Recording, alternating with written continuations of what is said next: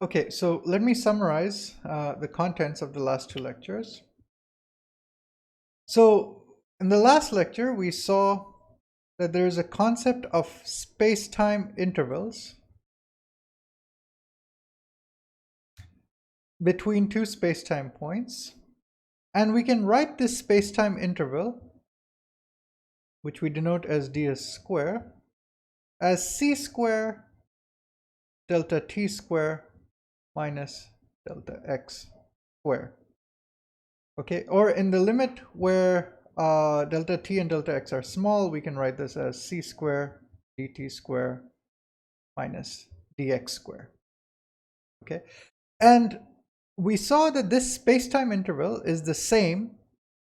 We would get exactly the same number when we calculate this for all inertial observers. So the space-time interval is what is called an invariant or a Lorentz invariant of special relativity. And then we saw the concept of space-time diagrams as a pictorial way to represent the transformations of special relativity. And we saw over the course of the last two lectures the idea of time-like separated events,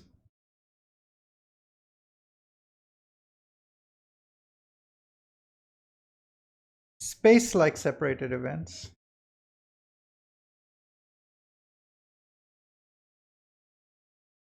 and light-like separated events.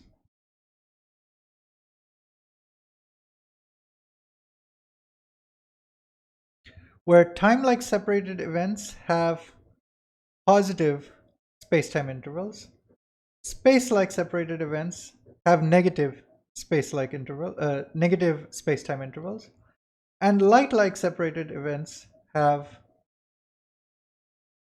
zero space-time interval. And again, since this is an invariant, all inertial observers agree on the value as well as the sign of the space-time interval. So we also saw the concept of causality and time ordering in special relativity. Time-like separated events lie within each other's light cones, and there is a definite time ordering to them in special relativity. All inertial observers will agree on the time ordering of time-like separated events, which have happened first and which happened later. These events are causally connected to each other, that is, one can influence the other, and therefore it's important that this time ordering is preserved for all inertial observers. For space-like separated events, these events are causally disconnected from each other. They can have no cause-effect relationship on each other.